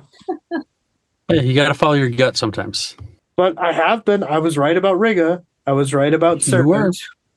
I was right about Yes. someone else. I don't remember who now. You've been right. You've called some stuff. Oh well, whatever. Are we ready to move on? I'm ready. All right.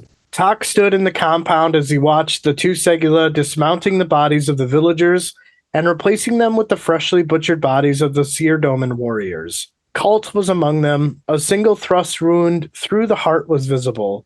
Lady Envy explained that Colt fought with great determination, and his axe was everywhere. Yet it seemed that Thurul barely moved, and then with a single relaxed thrust, stabbed Colt in the heart. Tak didn't doubt that it was a wondrous display, but then asked if the seer knows about them now. Lady Envy admits that he would, and the destruction of one of his temples would pain the seer greatly. Tak said that this was great, as the seer was going to send his whole damn army upon him. Envy replied and said, not likely, assuming he has one to spare, but it's probable that the seer would respond in some type of fashion. Tak said that this was great. Love his sarcasm. And said that he might as well turn back. Envy said to him that he lacks confidence. Tak tells Lady Envy that he is not a Segula, he's not on the edge of ascendancy, nor is he Talanimas. He is not a dog that can stare eye level with a hound of shadow, nor a witch who can boil men alive with the snap of her fingers. Lady Envy gets offended and advances on Tak. He took a step back while saying it was just a figure of speech. She told him to be quiet as she took his face in her hands and pulled him closer, her lips parting slightly. Tak tried to resist but felt his muscles dissolving around his bones. She stopped suddenly and told herself no, as she prefers him to be free. She frowned and said despite that he has tried her patience this morning. She let him go, smiled and turned away. She said that she needed to get changed and told Sanu to find her wardrobe. Tak slowly shook himself. He was trembling, chilled in the knowledge of what that kiss would have done. Tak thinks to himself about poets writing about the chains of love, but what they write is figurative of what envy is. If desire could have a goddess. A swirl of dust rose near him and Tool appeared. The Talan explained that the cow hunters were converging on them. He stared over at the unconscious form of Mach, looked like he was going to say something and then vanished again. Lady Envy could be heard saying, "See, aren't you glad that I insisted that you got some sleep?"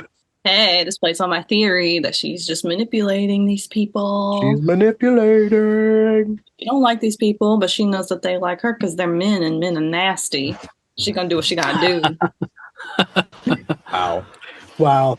Anyway, again, another like short little section, kind of transitional. You know, they've just killed everybody in this temple here, and again, just the rule, just the way that this was explained, just kind of like, stab Seer Domin Cult in the heart and through the chest, and I just kind of seemed like he got the sense that the rule was just going through his motions, like, I'm bored. So yeah, it makes me wonder what where Thurul ranks compared to Mach, because if Mach's number 3 and Thurul just was like you said, he's just fucking bored with this fight. Right.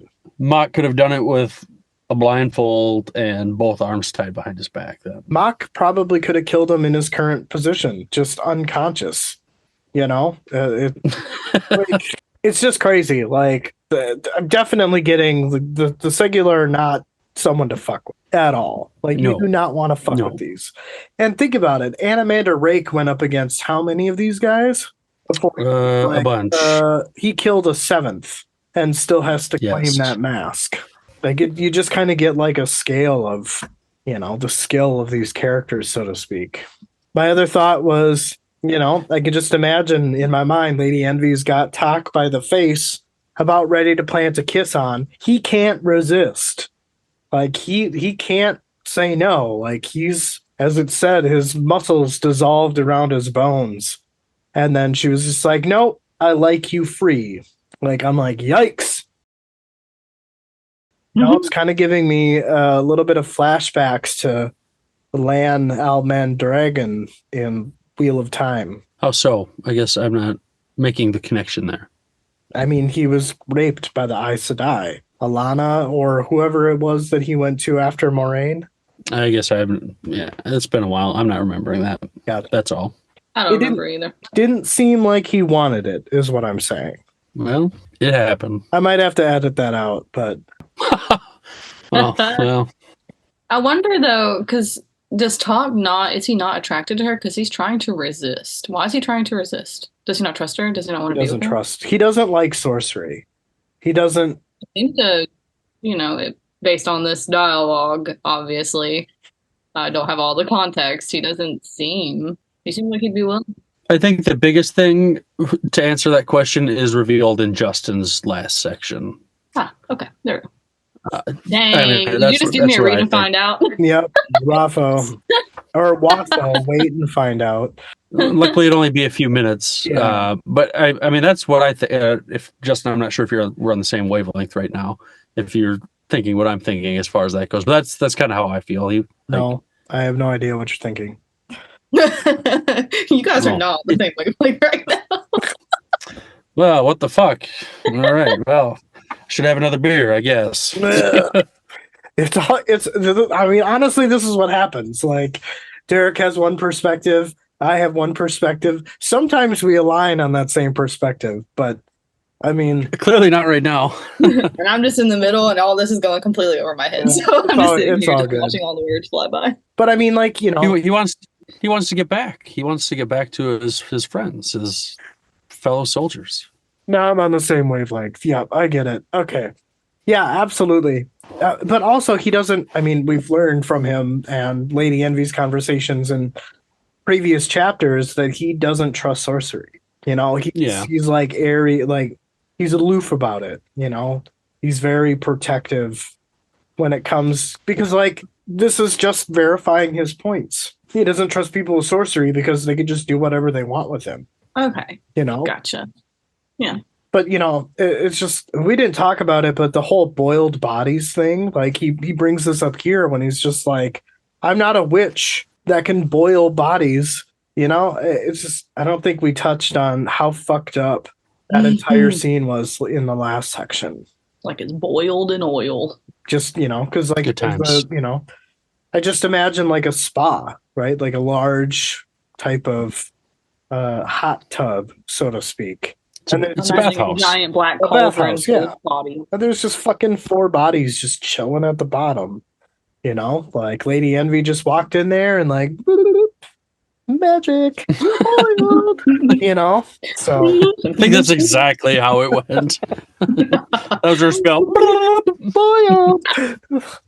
But yeah. Oh. So yeah, and it's really interesting because I don't think we've had a chapter that didn't pertain around the same characters the whole time. I mean, I very well could be wrong on that, but this, I remember I don't recall one. Yeah, I remember you texting me and you're like, how was it? And I'm like, well, it's literally the same POV for the entire chapter. This is all from I'm glad it was, though. perspective, All right, anyway, the last thing is when Tak is talking about poets writing about the chains of love. Right, the old ball and chain, ha ha ha. But what he says is, the poets writing about chains of love is what lady figuratively is. If desire could have a goddess, so immediately I'm thinking about like Aphrodite in ancient Greek. Just that goddess of like love and desire and lust. Like once you're under or affected by that influence, you're fucked. But he did resist, though, so clearly, she's not. but I think Well, but I feel like she kind of gave up, though. She's like, I don't think she gave up. She didn't want it so easy. She pulled back. But she pulled back after, like she stopped suddenly. So it's not like she was thinking to herself and hesitating. She was doing it. He resisted, and then she just stopped. And she's like, "No, I don't want to do this." He couldn't She's like, I'm gonna be a little less rapey. No, Tak was not resisting. He tried to resist, but his muscles would not let him, is what I'm taking this as. Yeah, but I'm sure she could feel that. Maybe. I don't know. I mean, Lady Envy is just a fucking myth. And to your point, HC, like very manipulative, gets what she wants type of thing. Like how fucked up is that? You have whatever you want right in that moment, but she's just like, nah, I like you free. Yeah, that's what I mean. She has no empathy. She's completely psychopathic. Right. Like no empathy for him or his freedom or his life. She wants him to be free because it's better for her plans, not better for him. Exactly. But yeah, again, just a really short section. Again, very transitional. It's clearly moving on from the events of the last section to these next ones. You ready for me to take over here? Let's do her. All right. They came to a crossroad marked by 2 large stones with pictographs on them, weathered over the years. Curious. The root of the language is Imari. Genostelian, I suspect. Oh, no. And Lady Envy, she don't know how to pronounce some words. She can't read. I would have said Genostelian, but I don't have a fucking clue, so I don't know. Yours works too. It's Genostelian. Oh, I was close. What does it say? Let me guess.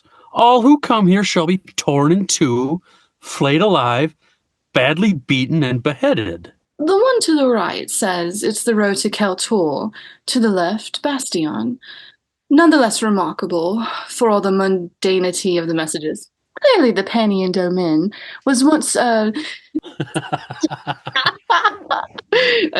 Genostel colony. A Genostel colony. The Genostellian were distant seafarers, my dear. Alas, their glory was waned centuries ago. A measure of their heights is evinced by what we see before us. Genostel. Oh. Listen, this Georgia education is really showing off right now. What was it?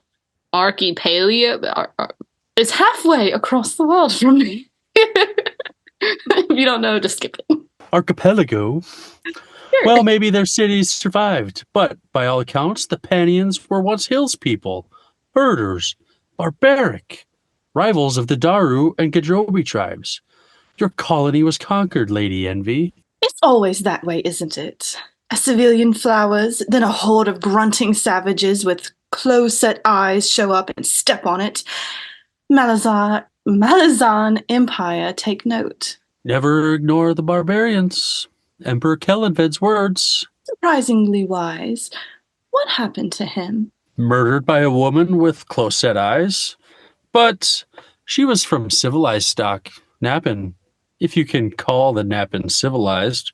From the heart of the Empire in any case. Lady Envy said they should keep on their journey as Baljag was getting restless with all the 2-legged lizards on their way. Tak thought Tool said they were still days away and asked how far to Bastion. She said if they assumed the distances on the markers were accurate, they should be there by nightfall tomorrow.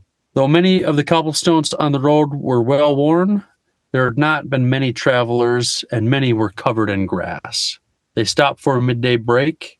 Tak checked his weapons again. This doesn't make any sense.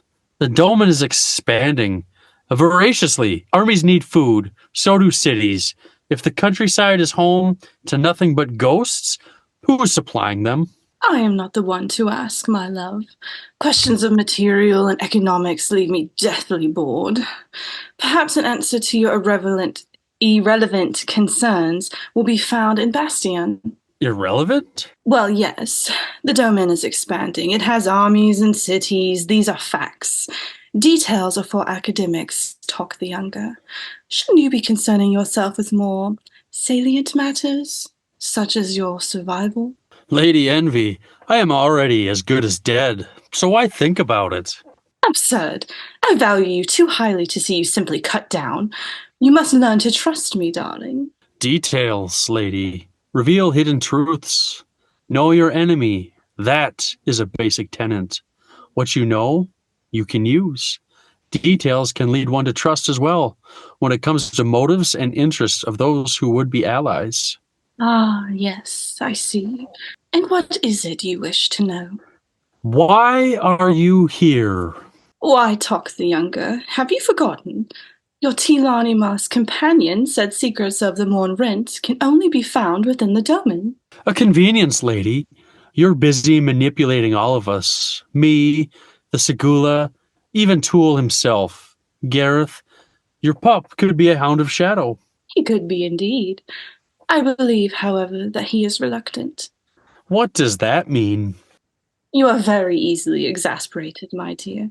If you are left trembling on a wide, deep river, relax and ride the current.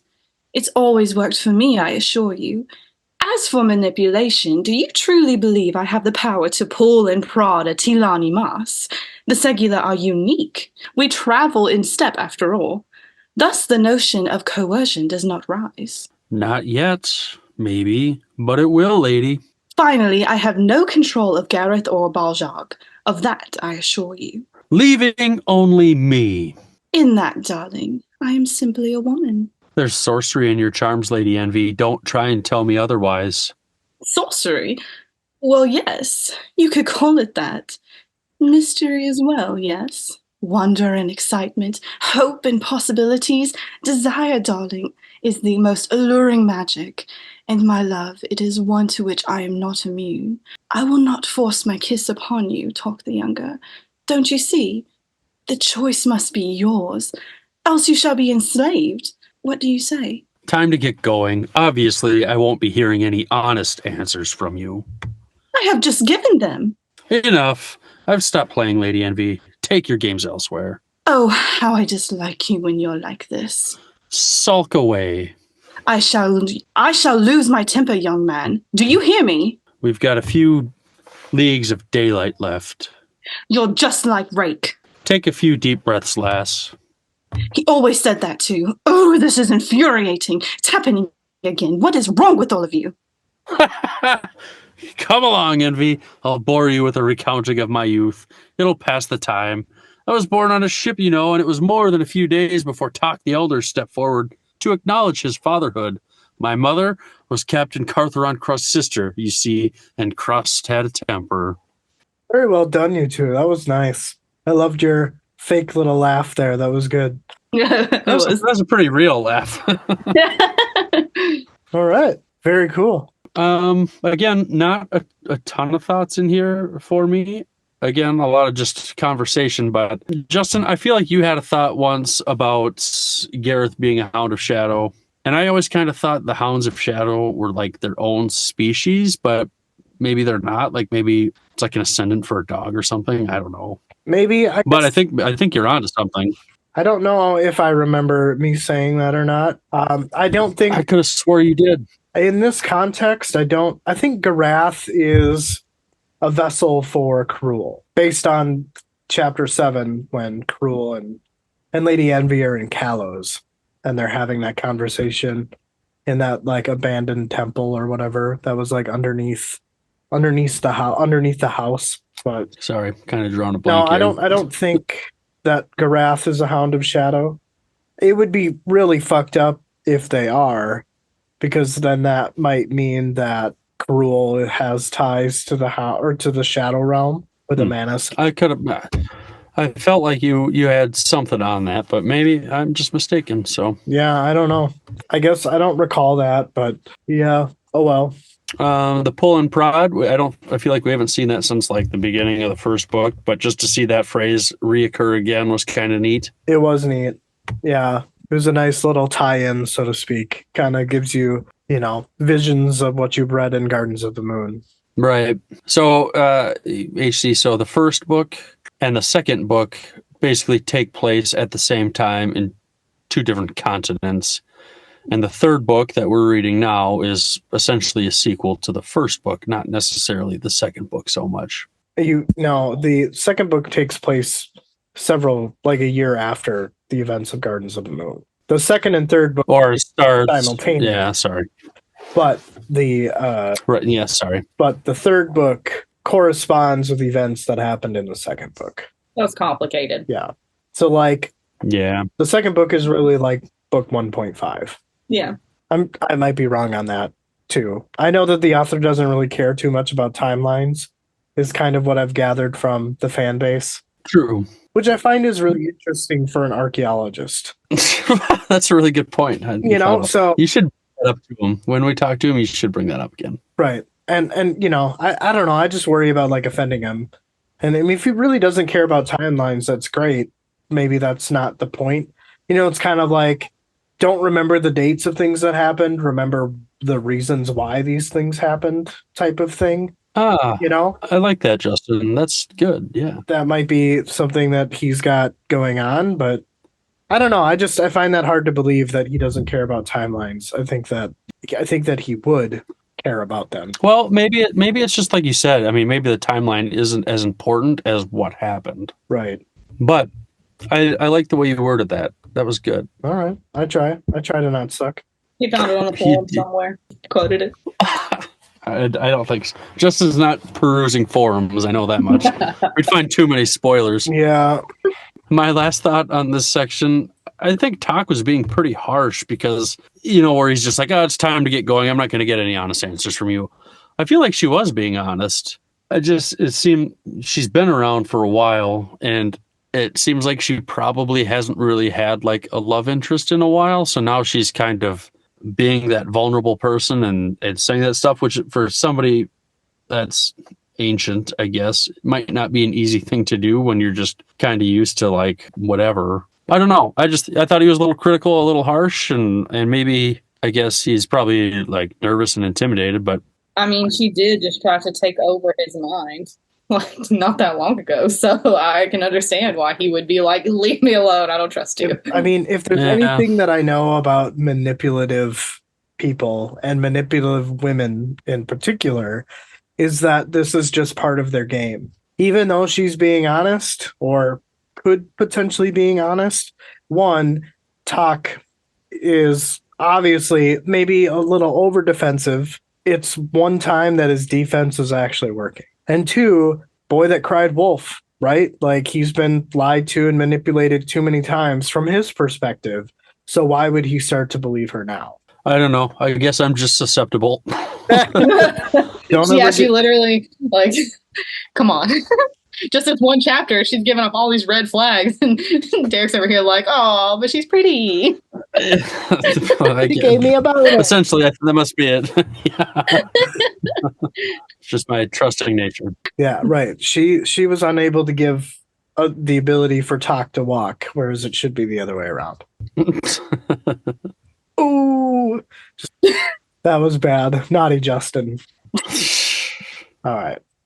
I mean, I do agree. I think she was being as genuine as she could be. But I also agree with Justin that she also had ulterior motives that came with that truth and that vulnerability, I guess, if you want to call it that. Yeah, it's all part of her game. Like, I think she was genuine in how she feels, but she's also in it for herself for like 99% of it. So it really doesn't matter how she feels. I got nothing for that, so. I think this is the last section here, Justin. Yep. So grab your popcorn. This is probably one of the longer ones. The lands lying just beyond Bastion's walls were devastated. Within sight of the small city's squat walls, the remnants of bonfires dotted the landscape, or smoke hung over Bastion's block like tiered buildings. The faint cries of seagulls were the only sounds to reach them as they approached the city's inland gates. The stench of fire masked the smell of the lake on the other side of the city. The gates were ajar as they neared. Catching the glimpse of a figure scurrying off beyond the gates, Talk asked what had happened here. All Lady Envy could say was that it was unpleasant. They walked beneath an arch, and the air was sickly sweet with the smell of burning flesh. Talk hissed through his teeth. Baljag and Garath had both gone back to their original proportions. They trotted forward with their heads hung low. Lady Envy said that she believed it was a question of sustenance, and that has provided them with a grim answer. Tak exclaims that they were eating their own dead, and he didn't think it was a good idea to enter the city. Lady Envy turns to him and asks if he was not curious. Tak replied saying that he was curious, but not suicidal. Envy told him to fear not, and to take a closer look. Tak started to rebuttal, but Lady Envy cut him off and reassured Tak that if the inhabitants were foolish to threaten them, then they would know her wrath. Garath's as well. She tells Tak to follow her. The two Segula and the third were trailing behind Tak and Envy as they walked into the square. Human bones were piled up against the inner walls, and the buildings facing the square were blackened. 3 priests awaited them in the center of the square. One of them stepped forward as Tak and Envy approached. He welcomes the strangers and informs them that it was an interesting day to be visiting Bastion, but this day places their lives in great danger. The priest shall guide them, thus improving their likelihood of surviving the embrazure's violent afterbirth. The priest gestured to a side street, saying that if they stand at the mouth of the street, they will avoid the Exodus path, but witness the miracle. Envy said that this was ideal and then thanked the holy ones. They reached the mouth and set down their stuff and turned back towards the square. The city's silence was replaced by a growing susurration approaching from Bastion's heart. One of the priests starts to explain that the will of the faith has embraced the citizens of Bastion. The priest continued on to say that it arrived like a fever that only death can relieve. Yet, it must be remembered that the embrasure was first felt here in Bastion 14 years ago. The seer had returned from the mountain, speaking the words of truth. The priest speaking had been overcome by a wave of emotion, and his entire body was trembling.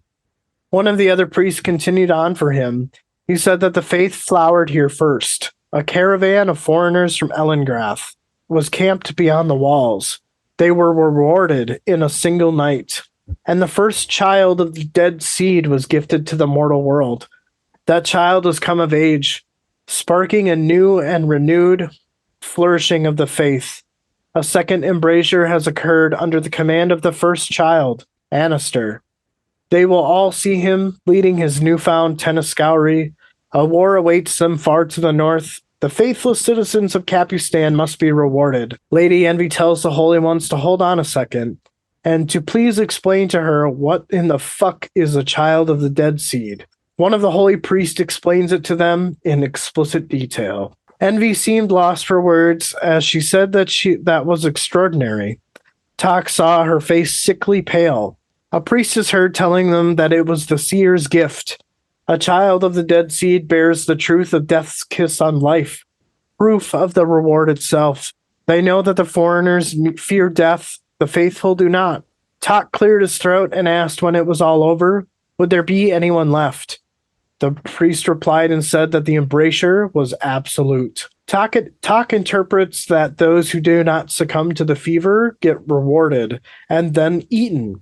The priest said that he was correct, as the Tenniscourie have needs. Conversation had ended as a mass of people poured from the main avenue and began filling the square. As Anister rode further, he pointed at Tak and Envy and shrieked.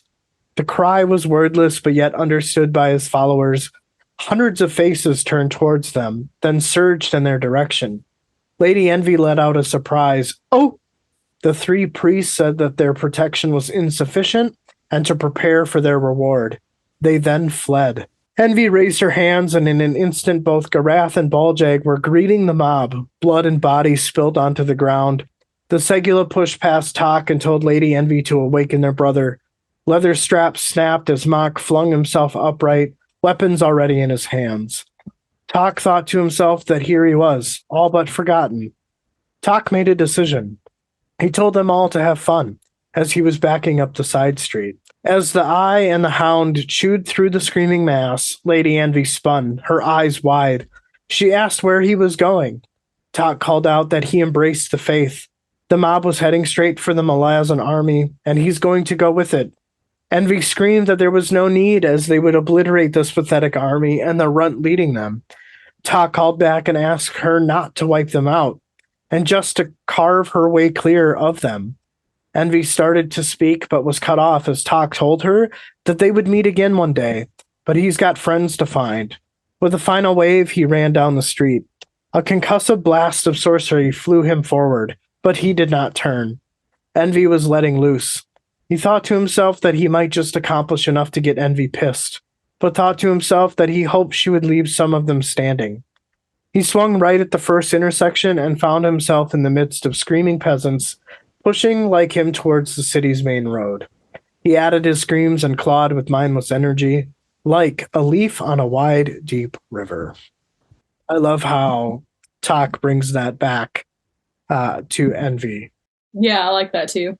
Envy doesn't know it, but inside his mind, he's like, well, I'm just going to go with it. Just going to go with the flow, which is something that Envy has wanted him to do this whole time. And that was the advice given to him.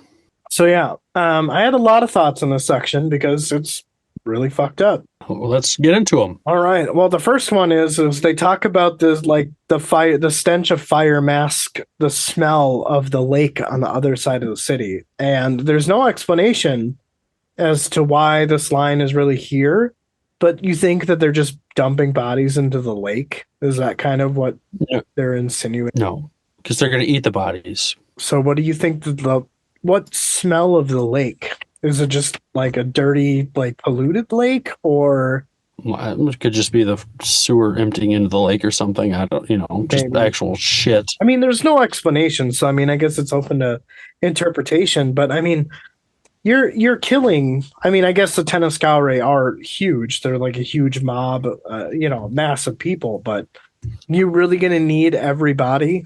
That's what I was about to say. And do they eat every piece of these bodies, or are they throwing brains and organs and arms? I think they eat whatever. You don't think they maybe field dress them? They take all the guts out and throw them in the lake. No, not a fucking chance. So they're like zombies. They're just chowing down, dude. They don't give a fuck. They're just like, give me an arm, give me some intestines. I'm taking the liver. You get the kidneys. Like, it's a free for all. It's a human buffet. It's a human buffet. There's no cares given. All right. Well, fair enough. My other thought. That's what I think. No, I mean, it's a good point. I mean, like I said, there's no explanation, so it literally could be anything. I just think like I mean, yeah, like you said, it's a huge horde. Like, do you think they're gonna take the time to like clean somebody like they're cleaning a deer? I don't think so. Like, they're just ripping them the fuck apart. Do you think it's like a pack of crocodiles ambushing a fucking antelope or something? They're just going at it. Absolutely, dude. Absolutely. No doubt. They're like zombies. Yeah. They're vicious. They're the fucking crocodiles. Yes. All right. I can get behind it. I mean, I'm not partial to either which way. Whatever. I just thought it was interesting, like there. Doesn't that just sound like dark though for like a horde? Like, they're not polite. No. Like, let me just slit your throat quick so you can bleed out and die. Like, I'm going to eat your face off while you're still breathing, dude. I'm scared. I guess that is fucked up.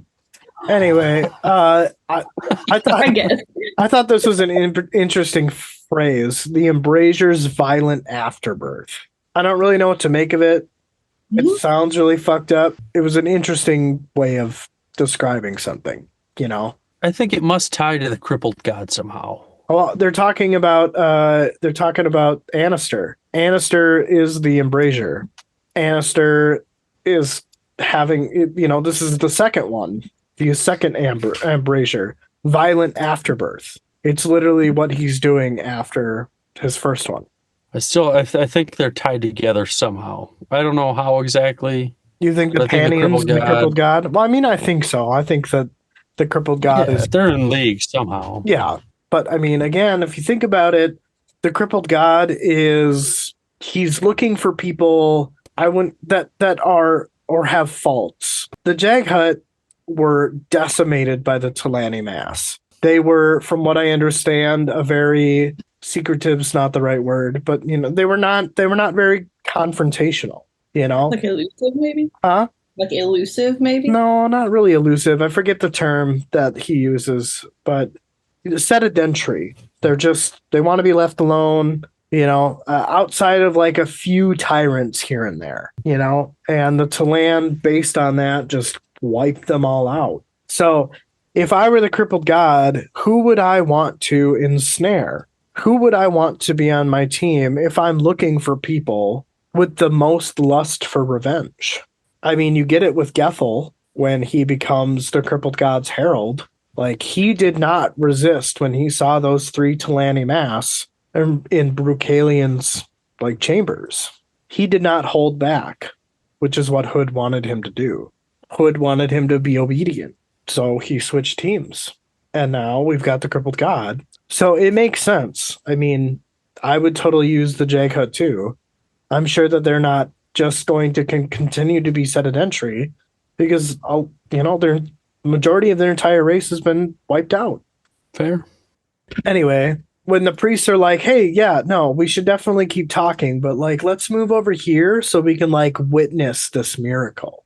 I'm like, man, these guys seem batshit. Like, goddamn, batshit crazy. Like, I definitely get the feel of cult when it comes to Pannion Domin. Yes. Also, speaking of cults, there's this, I think it's on Netflix, this documentary. It's called Mother God. And it was about this woman who was like, yeah, God is a woman and living on Earth. So she like embodied Mother God and basically just did a bunch of drugs, was an alcoholic. Yeah, it's really interesting. This is like 3 episodes. You guys should totally check it out. Also, speaking of the Tenascowry, there's another movie / documentary called Children of the Snow or Snow Society. It's about the Uruguayan rugby team that was flying over the Andes and the plane crashed, and so they were stuck in the Andes mountains for like 5 or 6 months, and there's no food source really up in the mountains, so they pretty much like eat the dead to survive. I thought it was a soccer team, but it was rugby, at least from the movie. maybe there was just another similar story. I don't know. Yeah, very. I feel like this sounds familiar. Yeah, it was really good though. It was a good movie. I mean, if it's got people eating people. What could be better? Right. When the priests are talking about the seer and the embrasure was first felt in the city 14 years ago when, Annister being the first child of the dead seed, the seer returned from the mountains speaking the words of truth. Like, I got Moses vibes there. It's cool to get like a little bit of the backstory on the seer, but we really haven't gotten much about him in this book. But it just gave me Moses vibes, Moses and the burning bush type stuff. Wait, so are you thinking that Annister is the Pannion seer? No, Annister's the child of. He's the first Dead Seed child. I'm saying. Okay, I wasn't sure if you thought they were like one and the same. No, not at all. Okay. HC, do you have questions about the Dead Seed, or is that pretty self-explanatory? I just kind of assumed the dead seed was someone who died has a child. Like, they got somebody pregnant and then they died. So then their child was born after they died. So they're like, oh, holy. No, it's much worse than that.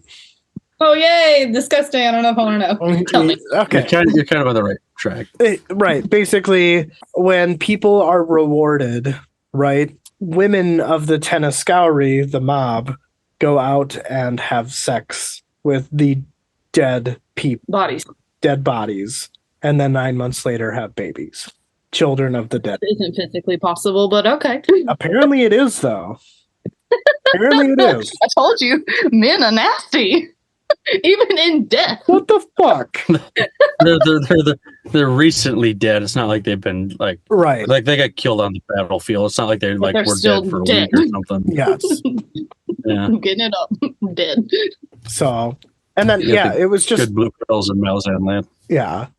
It was just fucked up how they're all like, well, it started, with the caravan of foreigners from Elengrath, was just camped beyond the walls, and everybody came out and just fucking slaughtered them, and they were rewarded.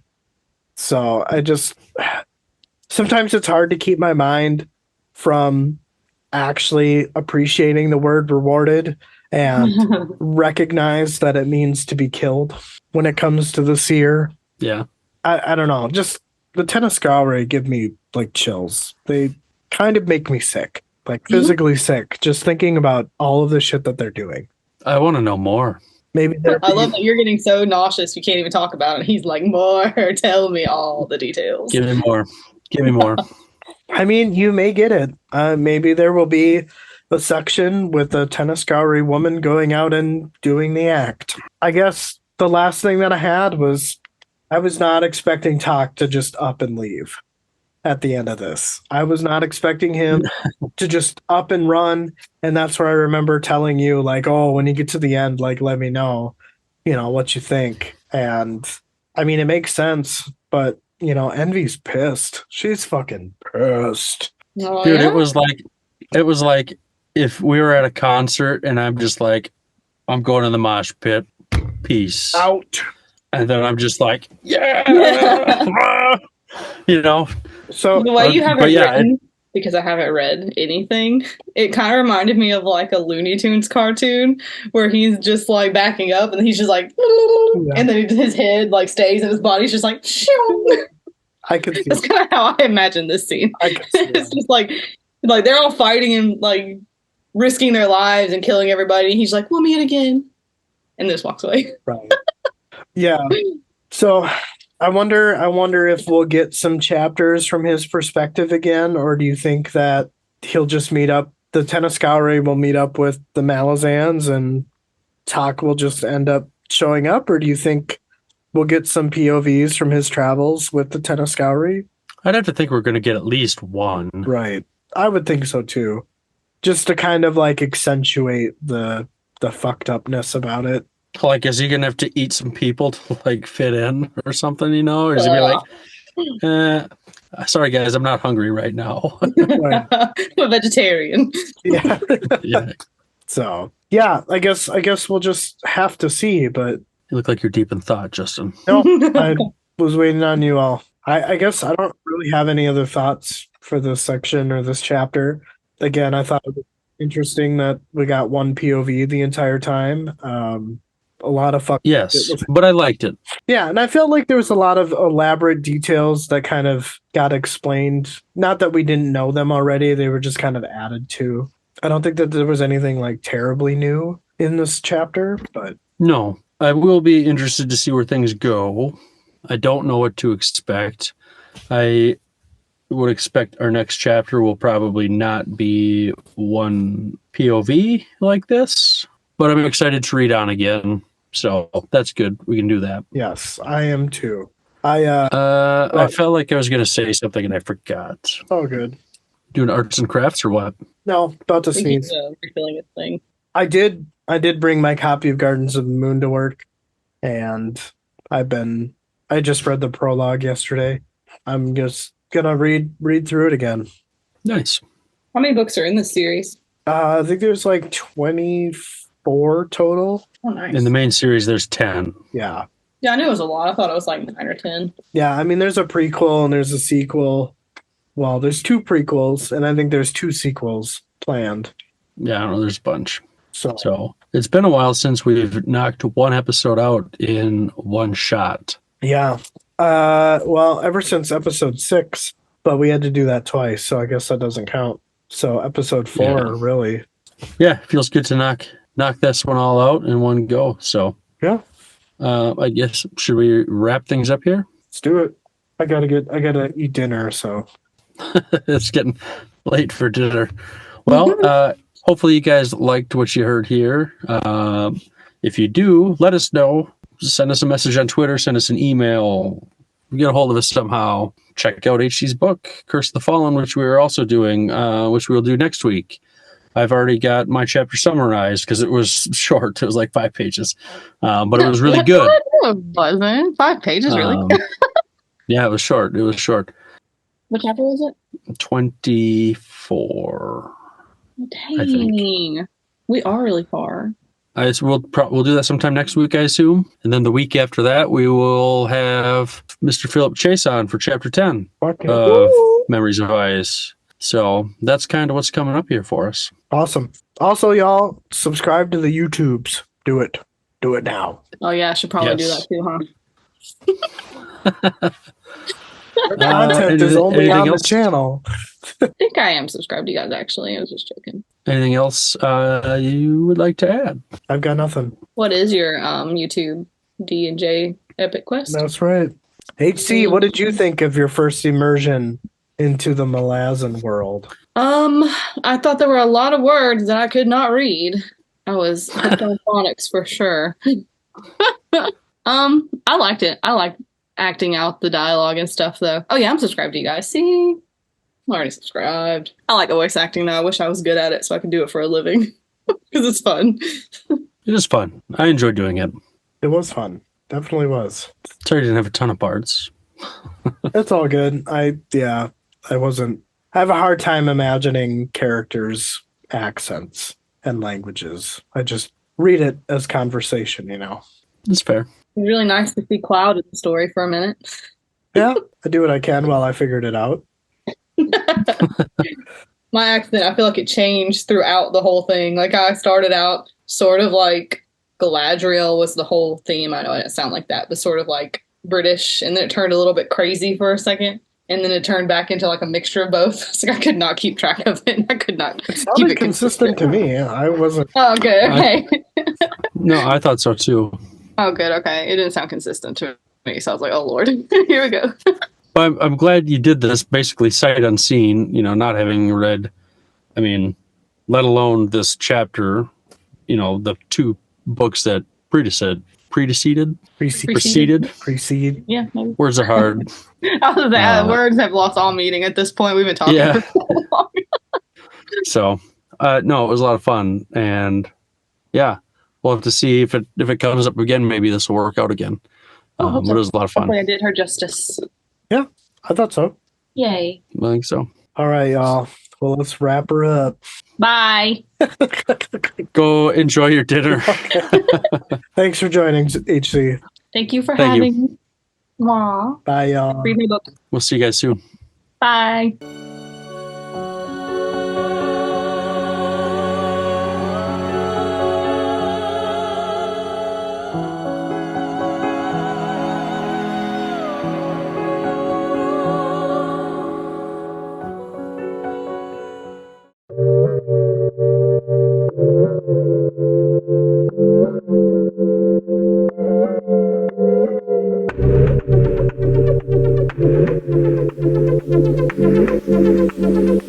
DMJ's Epic Quest. DMJ's